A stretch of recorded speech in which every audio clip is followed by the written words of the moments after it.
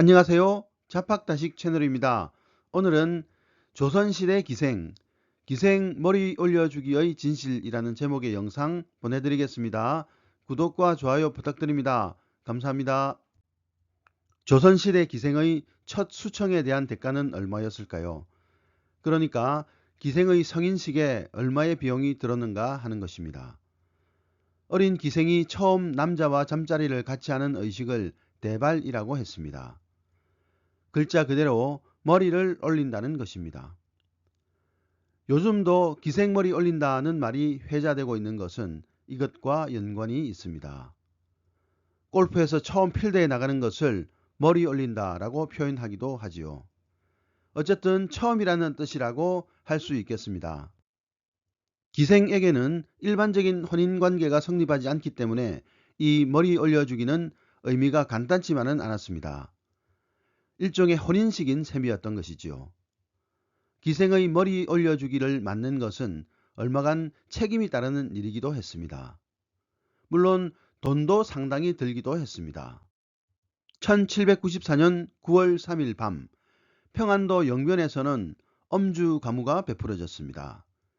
다음날 있을 묵과 시험 관계자들을 위한 연회였습니다. 이때 당시 sak주부사였던 노상추는 부시험관으로 차출되어서 연회에 참석했습니다. 먼저 기생 월계와 홍옥이 춤을 추기 시작했습니다. 월계는 18살, 홍옥은 16살로 건무를 추었던 것입니다. 노상추는 그녀들의 건무에 마음이 흔들렸습니다. 그의 표현을 빌자면 참으로 묘한 춤이라는 것이었죠. 요즘 말로 표현하자면 아마도 섹시하다는 뜻일 것입니다. 홍옥의 건무는 노상추뿐만 아니라 모두의 마음을 사로잡았습니다. 더구나 홍옥은 머리도 아직 올리지 않은 어린 기생이었던 것입니다. 여러 수령들 중에서 평안도 위원의 영공이 제안을 했습니다.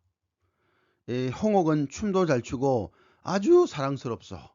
이 애가 훌륭한 관직자를 만나 머리를 올리고 어른이 된다면 좋은 일이 아니겠습니까? 영공의 말은 오늘 밤 이 자리에서 홍옥의 머리를 올려주자는 것이었습니다.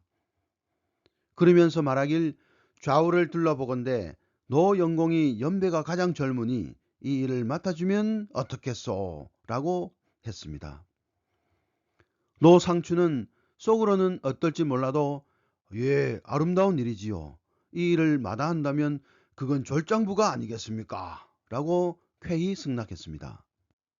처음 말을 꺼낸 위원 영공은 그 자리에서 2,000동짜리 수표를 썼습니다.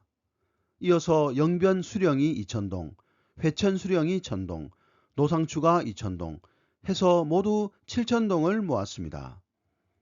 잠시 후 홍옥의 어미 차설매를 불러서 머리 올릴 준비를 하게 했습니다.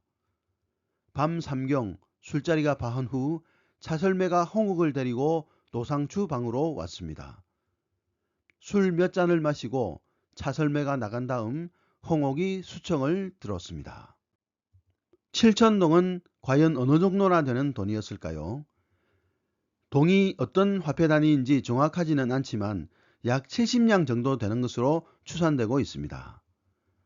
18세기 한양에서 번듯한 기와집 한 채 사려면 100냥이 든다고 하니 기생머리 올리는 값이 집 한 채 값 정도라고 할 수 있겠습니다. 기생첩 들이느라 집 한 채 날렸다는 말이 빈말이 아니었던 것이지요. 그럼 어린 기생의 첫날 밤을 책임진 노상추의 심정은 과연 어떠했을까요? 마냥 좋기만 했을까요? 이것이 대장부 풍토라고는 하지만 반드시 꼭 그렇게 해야 하는지 잘 모르겠다. 선웃음만 나왔다. 노상추 일기에 적힌 노상추의 내심의 마음이었습니다. 조선의 양반 남자들은 때로 서로에게 강박을 주었던 것 같습니다. 세속에서 풍류라고 규정하면 자신의 뜻과 달라도 풍류가 되었고 행세하고자 하는 양반이라면 따를 수밖에 없었던 것입니다. 남에게 보이는 것에 목숨을 거는 시절이었기 때문이지요. 일기에 적힌 노상추의 속내에서 이런 강박에 대한 저항이 느껴집니다. 그래도 머리 올려준 일은 특별했는지 며칠 후 홍옥과 헤어지는 장면은 잠옷 애틋했습니다. 머리 올려주는데 참여한 여러 수령들에게 두루 인사를 하고 떠날 때 홍옥이 말고삐를 잡고 서서 다른 수령들과는 달리 노상추에게 특별히 인사를 했습니다. 노상추는 속으로 잠시 사모하는 마음을 이어가고 싶은 생각이 드는 것을 부정할 수는 없었습니다. 그러나 노상추는 그대로 보임지인 삭주로 돌아갔습니다. 그렇다면 그 후 기생 홍옥은 어떻게 되었을까요? 노상추와 다시 만났다는 기록은 없습니다. 그 생활을 정확히 알 수는 없지만 아마도 각종 연회에서 건물을 추며 때로는 관직자들의 수청을 들면서 기생 역할을 했을 것입니다. 어쩌면 어느 양반 관직자의 첩이 되었을지도 모를 일이지요. 오늘의 참고도서는 조선의 가족 천개의 표정이라는 책이었습니다. 감사합니다.